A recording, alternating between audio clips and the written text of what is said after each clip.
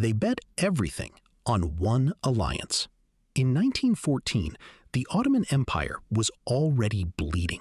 It had lost most of its European territory in the Balkan Wars just 2 years earlier. The treasury was nearly empty. The army had been humiliated. When World War I broke out, the empire's leadership faced a choice about which side to join, and a small group of men inside the ruling Committee of Union and Progress decided Germany was the obvious answer. Germany was powerful, disciplined, and militarily dominant. It seemed like the kind of patron a dying empire desperately needed. Grand Vizier Said Halim signed a secret alliance with Berlin in August 1914 before the full cabinet had even voted on it. The logic was simple. Back the winner, share in the spoils, reclaim lost territory. It seemed reasonable. Germany had the best army in Europe. What could go wrong? Germany lost. 4 years later, the Ottoman government signed the Armistice of Mudros in October 1918, surrendering to the very allied powers it had gambled against. The empire that had survived 6 centuries did not survive this one bet. They purged the only men who could run the army. In the late 19th century, Sultan Abdul Hamid II grew increasingly paranoid about threats to his throne. He had good reason to be nervous. Reform movements were spreading, officers were reading dangerous European ideas, and secret societies were forming inside the military. His response was to remove, exile, or sideline anyone who seemed too educated, too ambitious, or too independent. Competent commanders were replaced with loyalists. Talented officers were shuffled into meaningless postings. The logic was understandable. A ruler surrounded by capable, ambitious men is a ruler in danger. But the consequence was catastrophic. When the empire went to war in 1914, its officer corps was riddled with incompetence at the top. The disastrous Caucasus Campaign of 1914 to 1915 saw Minister of War Enver Pasha personally lead roughly 90,000 men into the mountains of eastern Anatolia in winter against Russian positions, without adequate supplies or preparation. Approximately 60,000 Ottoman soldiers died, most of them from frostbite and starvation rather than enemy fire. The army had been hollowed out from the inside long before it ever faced a foreign enemy. They tried to solve a military disaster with a genocide. After the catastrophe in the Caucasus, Enver Pasha needed someone to blame. The Armenian population of eastern Anatolia became the target. The government claimed Armenians had collaborated with Russia, that they were a fifth column, undermining the war effort. Some individual Armenians had fought with Russian forces, which was enough justification for what came next. In 1915, the Committee of Union and Progress ordered the systematic deportation and massacre of the Armenian population. Between 600,000 and 1.5 million Armenians died. Setting aside the moral horror entirely and looking only at the strategic consequences, the decision was ruinous. It destroyed the empire's reputation internationally at a moment when it needed sympathy and support. It consumed military and administrative resources that were desperately needed elsewhere. It permanently alienated minority populations across the empire who might otherwise have remained loyal. And it handed the Allies a propaganda weapon they used for years. The empire did not solve its military problems. It added crimes against humanity to its list of failures. They let 3 men run the entire empire. By 1913, the Ottoman Empire was effectively controlled by 3 men.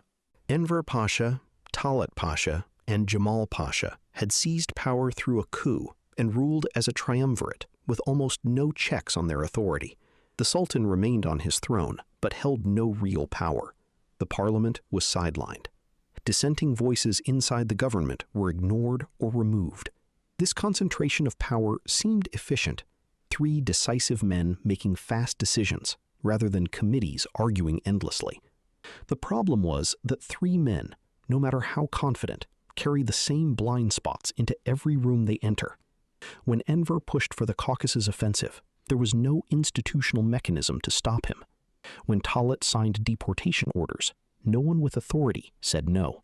Every catastrophic decision the empire made in its final years passed through this same narrow bottleneck. When the war ended, all three fled the country on a German submarine. Talat was assassinated in Berlin in 1921 by an Armenian survivor. The men who had made themselves indispensable made sure there was nothing left worth inheriting. They ignored the navy until it was too late. The Dardanelles and the Bosphorus were the Ottoman Empire's most strategically vital geography. Any serious naval power that controlled those straits controlled the empire's ability to move troops, receive supplies, and communicate between its European and Asian territories. The Ottomans knew this. They had known it for centuries. Yet by 1914, the Ottoman navy was in a state of near total decay.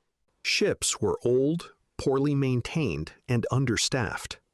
When Britain seized two battleships that the Ottomans had actually paid for and were expecting to receive, the empire had almost no credible naval response.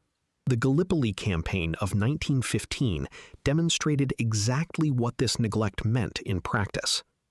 Allied forces came within a realistic distance of capturing Constantinople and knocking the empire out of the war entirely. They ultimately failed, but the fact that the campaign was even possible revealed the empire's fundamental vulnerability. A waterway that had protected Constantinople for centuries was nearly lost because the institution responsible for defending it had been underfunded and undervalued for decades. They borrowed money they could never repay. Throughout the 19th century, the Ottoman Empire funded its modernization projects, its wars, and its administrative costs through foreign loans, primarily from British and French banks. The Crimean War alone pushed the empire into borrowing at rates it could not sustain. By 1875, the empire defaulted on its debt. European creditors responded by establishing the Ottoman Public Debt Administration in 1881, a body controlled by foreign bondholders that effectively took over management of significant portions of Ottoman revenue. Customs duties, salt taxes, tobacco revenues, and other income streams were redirected to service foreign debt before the Ottoman government could touch them. It seemed reasonable at the time to borrow. Every modernizing state borrowed. The consequence was that the empire gradually lost financial sovereignty. It could not fund its own military modernization without foreign permission. It could not make independent economic decisions. The empire that had once made European powers nervous about its strength had become financially dependent on the very nations it was competing against. They tried to hold every territory at once.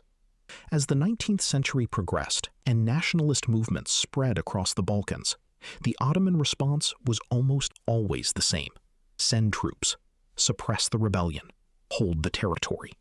The logic was straightforward. An empire that surrenders one province encourages every other province to demand the same. Conceding ground looked like weakness. But the cost of holding territory through force was enormous. The empire spent decades fighting expensive, grinding campaigns in Bulgaria, Serbia, Greece, Bosnia, and Montenegro, draining money, men, and political energy that could have been redirected toward genuine internal reform. When the Balkan Wars finally came in 1912 and 1913, the empire lost almost all of its remaining European territory in less than a year. The strategy of holding everything through force had not preserved the empire. It had simply delayed the losses long enough to make them catastrophic when they finally arrived, all at once, in a single devastating collapse. They modernized the surface without fixing the foundation. The Tanzimat reforms of the mid-19th century were genuinely ambitious. The Ottoman government reorganized the legal system, opened new schools, built railways, reformed the military structure, and issued proclamations of equality for non-Muslim subjects. European observers were impressed. It looked like a serious transformation. The problem was that the reforms were largely cosmetic. The administrative structure beneath them remained corrupt, inefficient, and resistant to change. Tax collection was still farmed out to local strongmen who skimmed heavily. Provincial governors operated with minimal accountability. The new laws existed on paper but were applied unevenly and often ignored entirely. The empire built a modern exterior over a crumbling interior. When real pressure arrived in the form of war, debt, and nationalist revolt, the modern facade did not hold. The railways moved troops to the wrong places. The reformed army was commanded by the same patronage networks that had always existed. The equality proclamations were ignored the moment they became inconvenient. You cannot modernize an empire by changing its vocabulary while leaving its habits untouched.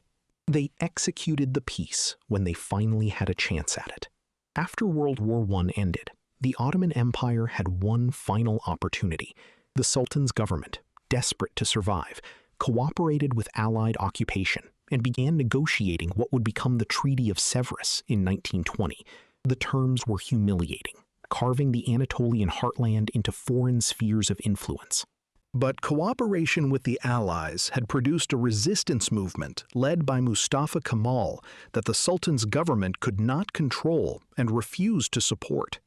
The Sultan chose the Allies over his own people. He excommunicated Kemal. He sent forces to fight the nationalists rather than join them. It was a calculation based on the idea that Allied support was worth more than popular legitimacy. He was wrong. Kemal's forces won the Turkish War of Independence, abolished the Sultanate in 1922, and sent the last Ottoman Sultan into exile on a British warship. The empire did not die in battle. It died because its own ruler chose foreign backing over national survival, and the nation chose a different future without him.